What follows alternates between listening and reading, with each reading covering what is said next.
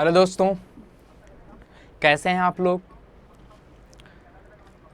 मेरे प्रिय विद्यार्थी, जैसा कि आप लोग देख रहे हैं हम लोग क्या लेके चले थे, पॉलिटेक्निक की फर्स्ट सेमेस्टर अप्लाइड मैथमेटिक्स, जिसमें हम लोग अभी पिछले सारे लेक्चर में हमने अभी कंप्लीट किया है क्या, समांतर श्रेणी अर्थमेटिक प्रोग्रेशन को हम लोग ने अच्छे से क्वेश्चन बेसिक फार्मूले को हमने अच्छे से देखा है, सब लोगों ने पढ़ा है अच्छे से। अब यहाँ पे स्टार्ट हो रही है आज नया लेक्चर वो कौन सा है, गुणोत्तर श्रेणी ज्योमेट्रिकल प्रोग्रेशन। आज हम लोग देखेंगे, अच्छे से पढ़ेंगे। पहले बेसिक को पढ़ेंगे, बेसिक के बाद फिर फार्मूले देखेंगे, फिर फार्मूलों के बाद फिर हम लोग क्वेश्चन बाय क्वेश्चन हल करेंगे, ठीक है ना। तो एक बार आप लोग फिर से ध्यान दीजिए कि हम लोग जब पढ़ रहे थे, क्या पढ़ रहे थे, समांतर श्रेणी। तो समांतर श्रेणी और गुणोत्तर श्रेणी में लगभग मैच करता है, लगभग क्या करता है, मैच करता है। तो एक बार अगर हम रिकॉल कर लें किसको, अर्थमेटिक प्रोग्रेशन को, अगर नहीं पढ़े हैं तो अच्छे से पढ़ लीजिए। तो ये समांतर क्या बोलते हैं इसको, गुणोत्तर श्रेणी पढ़ने में क्या होगी, थोड़ी सी आसानी होगी। चलिए एक बार हम फिर से ध्यान से देखते हैं, वहाँ पर क्या समांतर श्रेणी में क्या था, उसकी जो परिभाषा बताई गई थी वो क्या था कि किसी भी पद में उसके पहले पद वाले को हम घटाते थे तो वो एक क्या मिलता था, एक अंतर, जिसको हम लोग क्या बोलते थे, सर्वांतर। ध्यान से हमारी बात को समझ रहे हैं ना आप लोग। उसमें वहाँ पे हम लोग क्या पढ़े थे कि किसी संख्या पद में उसके पहले वाले पद को हम घटाते थे तो एक संख्या मिलती थी, एक निश्चित संख्या मिलती थी, जिस निश्चित संख्या को हम लोग बोलते थे क्या, उस अंतर को क्या बोलते थे, सर्वांतर। बट यहाँ पे गुणोत्तर में क्या होगा, किसी पद में उसके पहले वाले पद से क्या करेंगे, भाग करेंगे, और उसमें जो उसका रेशियो आएगा, जो उसका अनुपात आएगा, उसको हम लोग क्या बोलेंगे, सर्वानुपात। क्या बोल देंगे, सर्वानुपात, ठीक है ना। ये मैच कर रहा है। और वहां पर भी हम लोगों ने देखा था, क्या देखा था कि श्रेणी का जो पहला पद होता था वही हमारा प्रथम पद होता था। किसी भी श्रेणी का पहला पद प्रथम पद हमारा होता था। और यहाँ पर भी है, जहाँ से श्रेणी हमारी स्टार्ट होगी उसका पहला पद ही प्रथम पद ए हमारा कहलाएगा। और वहाँ पर भी किसी श्रेणी का पहला, उस श्रेणी के समांतर श्रेणी में भी हम लोग पढ़े थे कि श्रेणी का प्रथम पद जो है ए, वही क्या है, प्रथम पहला पद हमारा कहलाता था। तो ये तो सेम है। अंतर कहाँ पे है, सर्वांतर और सर्वानुपात में है। तो वहाँ पे क्या था, किसी पद में पूर्व वाले पद को हम लोग क्या करते थे, घटाते थे, तो जो एक निश्चित जो है अंतर प्राप्त होता था, जिसको हम लोग क्या बोलते थे, सर्वांतर। और यहाँ पे ज्योमेट्रिकल में हम लोग क्या पढ़ेंगे, किसी पद में उसके पूर्व वाले पद से क्या करेंगे, भाग देंगे, तो जो अनुपात आएगा उसको हम लोग क्या बोलेंगे, सर्वानुपात, ठीक। हाँ, फिर इसके बाद प्रथम पद, श्रेणी का पहला पद ही प्रथम पद होगा, ठीक। तो ये हो गया। अब इसके बाद हम लोग पढ़ेंगे क्या, गुणोत्तर श्रेणी का व्यापक पद, जैसे उसमें भी पढ़े थे इसमें भी पढ़ेंगे, है ना। और फिर उसके बाद हम लोग पढ़ेंगे, जैसे उसमें पढ़े थे अनंत टर्म्स, इसमें भी पढ़ेंगे गुणोत्तर श्रेणी का अनंत टर्म्स पढ़ेंगे।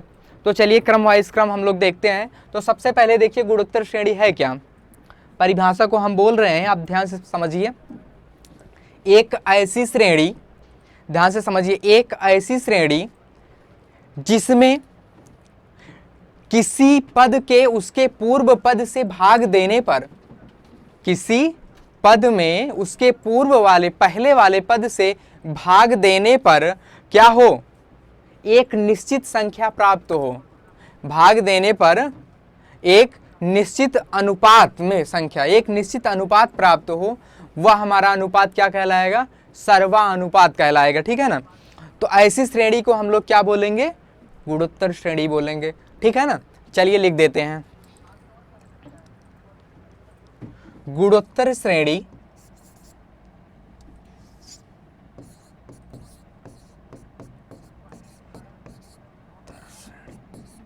गुणोत्तर श्रेणी एक ऐसी श्रेणी है, एक ऐसी श्रेणी है, एक ऐसी श्रेणी है, क्या है कि किसी पद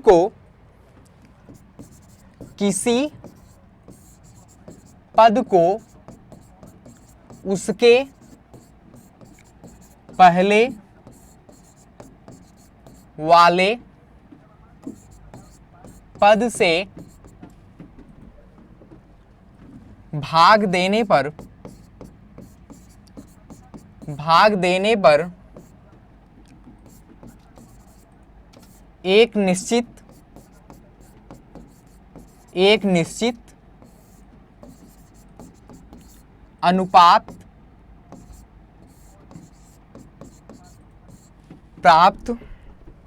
एक निश्चित अनुपात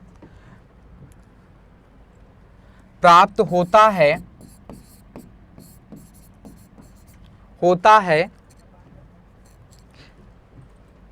इस प्रकार के श्रेणी को गुणोत्तर श्रेणी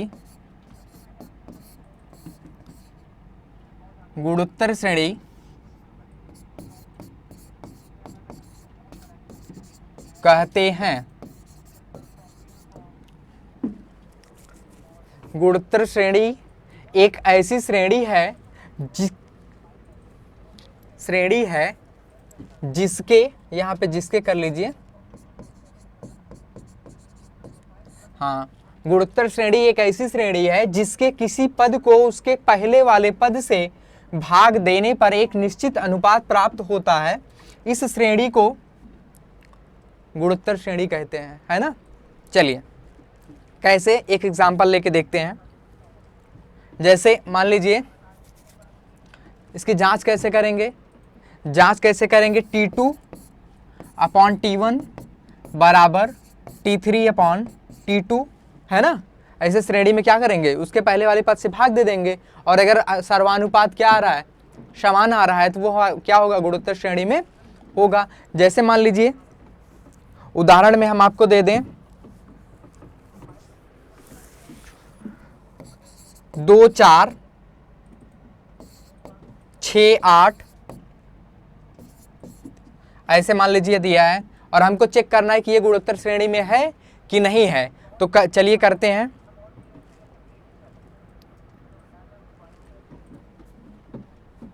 2 4, चलिए देखते हैं। T2 हमारा क्या है, 4 है ना। T1 T2 T3 T4 T5, तो ये क्या है, T2 हमारा क्या है, 4 है। T1 क्या है, 2 है, बराबर T3 क्या है, 6 है। T2 क्या है, 4 है। ये देखिए 2 2 जा, और ये देखिए काट रहे हैं 2 3 जा 2। ये हमारा क्या है, गुणोत्तर श्रेणी में नहीं है। चलिए थोड़ा सा चेंज करके देखते हैं।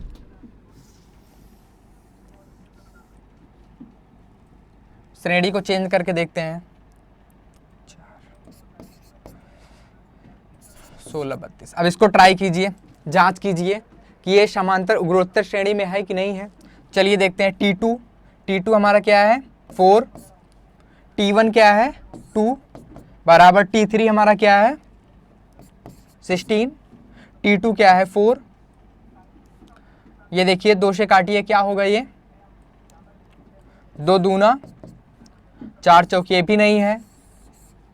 कहने का मतलब किस कंडीशन में होना चाहिए कि T2 अपान T1 बराबर T3 अपान T2 क्या होने चाहिए, बराबर होने चाहिए। तो अब चलिए एक और ट्राई करते हैं। 2 4 8 16 32, अब चलिए इसको ट्राई कीजिए। T2 हमारा क्या है, 4, T1 क्या है, 2, बराबर T3 हमारा क्या है, 8, T2 क्या है, 4। अब देखिए 2 2 जा और 4 2 जा, यहाँ पे देखिए आ रहा है ना, बराबर 2 2 आ रहा है ना। तो कहने का मतलब ये हमारा क्या है, किस में है, जीपी में है। जीपी को कैसे चेक करेंगे, T2 अपान T1 बराबर T3 अपान T2 करके चेक कर लेंगे कि ये जीपी में है कि नहीं है, ठीक है ना। तो जैसे 2 करके देखे तो उसमें नहीं आ रहा था, तो वो हमारी जीपी नहीं थी। अब ये हमारी जीपी है, ये देखो हमने करके दिखाया, 2 2 बराबर आ रहा है। अब बताओ माय डियर स्टूडेंट्स, ये जो आ रहा है, जो रेशियो इसका आ रहा है, जो रेशियो करने के बाद ये हमारा क्या कहलाता है पता है, यही हमारा जो है वो क्या है, सर्वानुपात है। जो कि इसके अनुपात करने के बाद जो इसका सर्वानुपात जो आएगा उसको हम लोग क्या बोलेंगे, सर्वानुपात बोलेंगे, ठीक है ना। चलिए एक और देखते हैं।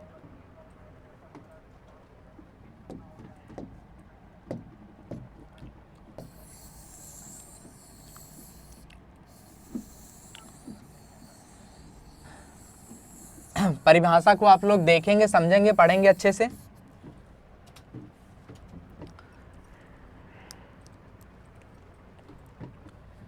तो कहने का मतलब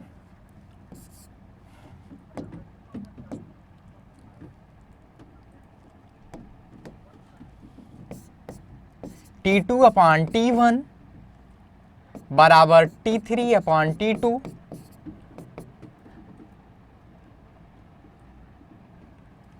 ऐसे लिखते हैं, ऐसे बराबर क्या आया था 2 और T3 T2 करेंगे तो ऊपर भी क्या आएगा 2 T4 अपान T3 करेंगे तो T4 हमारा क्या है, ये देखिए 16 अपान 8 करेंगे 2। तो ये जो हमारा डिफरेंस आ रहा है बेटा, ये हमारा जो इनके रेशियो के बीच का जो डिफरेंस आ रहा है यही हमारा क्या कहलाएगा, सर्वानुपात।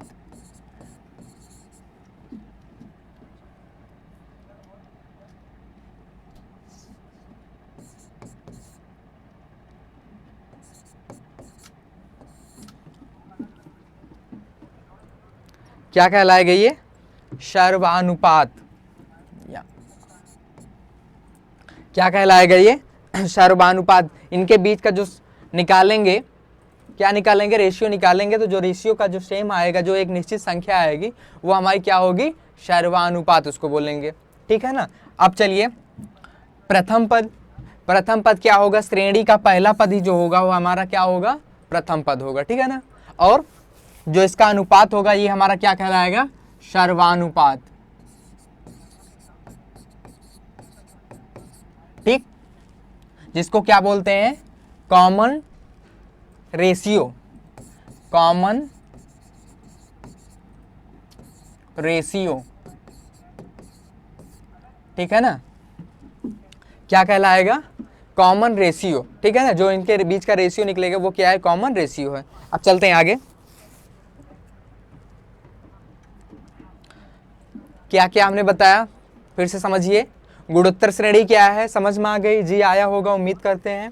प्रथम पद क्या है, श्रेणी का पहला पद प्रथम पद होता है।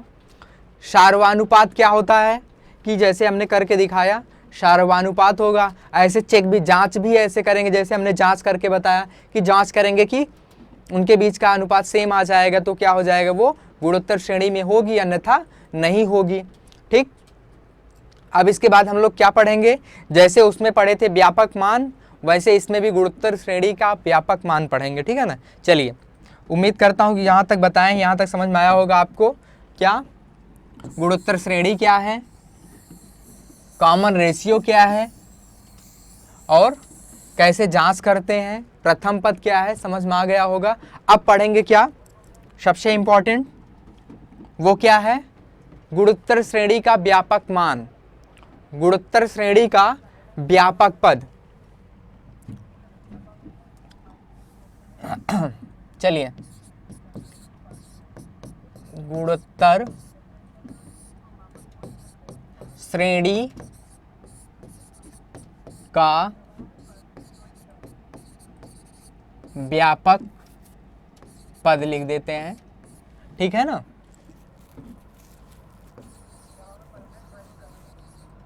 जर्नल टर्म ऑफ जीपी, ठीक है ना, जर्नल टर्म ऑफ जीपी, ये क्या होगा, चलिए वहां इसका जर्नल टर्म जो होता है वो होता है क्या, a comma a r comma a r square comma a r cube comma dot dot dot. याद रखिएगा, भूलिएगा नहीं। क्या होता है, a r square a r cube comma dot dot dot, ठीक है ना। ये हम क्या होता है हमारा व्यापक पद, क्या होता है? व्यापक पद, जर्नल टर्म्स हमारा है ये, ठीक है ना। कैसे क्या होता है हमारा? ए आर स्क्वायर और क्या? ए आर क्यूब, ठीक है ना। इसके बाद यहाँ पे हम देखते हैं कि ये आया कैसे। जैसे nth टर्म्स निकालना होगा तब क्या करेंगे? चलिए nth टर्म्स हम लोग देखते हैं एक बार। यहाँ तो व्यापक पद निकाली, अब nth टर्म्स कैसे निकालते हैं चलिए वो देखते हैं। इंटरेस्टिंग है, समझना जरूरी है, सबसे ज़्यादा इंपॉर्टेंट है। श्रेणी का nth पद, गुणोत्तर श्रेणी का nth पद कैसे निकाला जाता है?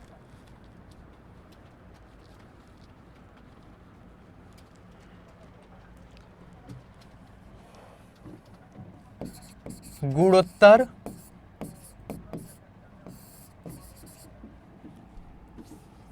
श्रेणी का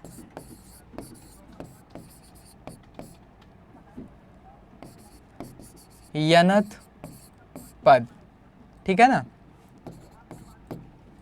इंग्लिश में आप लोग क्या लिखेंगे? nth टर्म्स आप जीपी, nth टर्म्स आप जीपी कैसे निकालते हैं चलिए देखते हैं।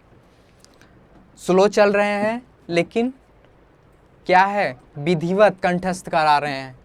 हमें नहीं समझ में मैं उम्मीद कर रहा हूँ कि जितने बच्चे पढ़ रहे होंगे उनको कहीं से भी कोई डाउट नहीं होगा। डाउट होगा तो आप निश्चित रूप से कमेंट्स में पूछिएगा, ठीक है ना। स्लो चल रहे हैं बट विधिवत चल रहे हैं। देखिए ये है। अब इसका जर्नल टर्म्स क्या होगा? गुणोत्तर श्रेणी का जर्नल टर्म्स कैसे होगा चलिए देखते हैं। यहाँ तो आर तक है, एन तक हमको लेके चलना है। तो माय डियर स्टूडेंट्स बताइए, इसको हम ऐसे लिख सकते हैं क्या? ए आर की power 1 minus 1, A R 2 minus 1 लिख सकते हैं दूसरे पद को। तीसरे पद को हम क्या लिख सकते हैं? A r 3 minus 1। चौथे पद को क्या लिख सकते हैं? A r 4 minus 1, comma dot dot dot. अगर यनवा पद लेंगे तब क्या होगा? अब यहां से थोड़ा सा समझो। यहाँ पे एक में से एक गए 0, आर की पावर 0 उसका मान 1, कहने का मतलब ए। दूसरा पद हमने लिया, दूसरा पद में क्या आर को क्या लिख सकते हैं? 2 माइनस 1, जो कि 2 में से 1 को लेस करेंगे तो क्या होगा? ए की पावर आर, ए की पावर आर है। तीसरा टर्म्स है, थर्ड टर्म्स के देखिए, इसको हम क्या लिख सकते हैं? 3 माइनस 1 लिख सकते हैं। 3 में से 1 को लेस करेंगे क्या आएगा? 2 आएगा। तो ये हमारा क्या हो जाए? ए आर की पावर 2। अब ऐसे अगर हम nth टर्म्स लेंगे my dear student, nth terms लेंगे तो nth टर्म्स क्या हो जाएगा बताओ? ए आर की पावर क्या होगा? n माइनस 1 होगा कि नहीं बताओ? जैसे यहाँ पे चौथा निकाल रहे थे 4 माइनस 1 कर दिए आर में, तीसरा निकाल रहे थे 3 माइनस 1 कर दिए, है ना। तो वैसे tn अगर निकालेंगे, nth टर्म्स उसका निकालेंगे तो क्या हो जाएगा? ए आर की पावर क्या है? n माइनस 1 कर देंगे, बाकी ए तो सब में विद्यमान है तो इसमें भी रहेगा, ठीक। तो ये हमारा nth टर्म्स का फार्मूला हो गया। ये हमारा क्या हो गया?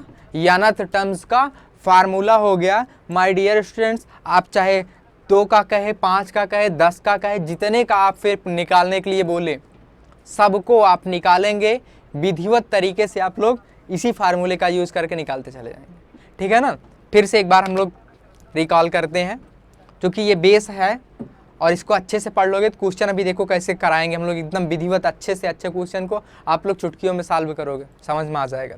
सबसे पहले हमने क्या बताया? गुणोत्तर श्रेणी, फिर गुणोत्तर श्रेणी का प्रथम पद, फिर गुणोत्तर श्रेणी का क्या? सार्वनुपात, फिर गुणोत्तर श्रेणी का व्यापक पद, फिर गुणोत्तर श्रेणी का nth पद, ठीक। ये हम लोगों ने आज पढ़ा। फिर से गुणोत्तर श्रेणी क्या है? गुणोत्तर श्रेणी क्या है? एक ऐसी श्रेणी जिसके पद में पूर्व वाले पहले वाले पद से भाग देने पर एक निश्चित अनुपात प्राप्त होता है, वह हमारा क्या कहलाता है? गुणोत्तर श्रेणी कहलाएगी। ऐसी श्रेणी हमारी क्या कहलाएगी? गुणोत्तर श्रेणी कहलाएगी। और जो उनके अनुपात, जो एक निश्चित अनुपात आएगा, उस निश्चित अनुपात को हम लोग क्या बोलेंगे? सार्वनुपात बोलेंगे। क्या बोलेंगे, सार्वनुपात बोलेंगे, कॉमन रेशियो बोलेंगे, ठीक। और व्यापक पद हमारा गुणोत्तर श्रेणी का क्या होता है, a comma a r square comma a r cube. और गुणोत्तर श्रेणी का यनत पद क्या होता है, इसी से हम व्यापक पद से निकाल लेंगे। यनत वाला कहाँ है, देखिए ए है तो ए सब में है, आर की पावर वन माइनस वन लिख सकते हैं, 0 वही आएगा। ऐसे देखिए दूसरा पद ले रहे हैं तो 2 माइनस कर रहे हैं, तीसरा ले रहे हैं 3 माइनस कर रहे हैं, चौथा ले रहे हैं 4 माइनस कर रहे हैं, तो यनवा लेंगे तो क्या होगा, n-1 होगा, ठीक। तो ये हमारा Tn का फार्मूला निकल गया। उम्मीद करता हूँ कि आपको बहुत अच्छा समझ में आया होगा, बहुत अच्छे से समझ में आया होगा। समांतर श्रेणी की तरह ये भी आप लोग बहुत अच्छे से समझे होंगे। तो फिर हम लोग मिलेंगे नेक्स्ट लेक्चर में, इस पर जो है हम लोग क्वेश्चन अच्छे अच्छे सॉल्व करेंगे, ठीक है ना। बने रहिए, पढ़ते रहिए, मस्त रहिए, स्वस्थ रहिए। फिर मिलेंगे नेक्स्ट लेक्चर में। धन्यवाद।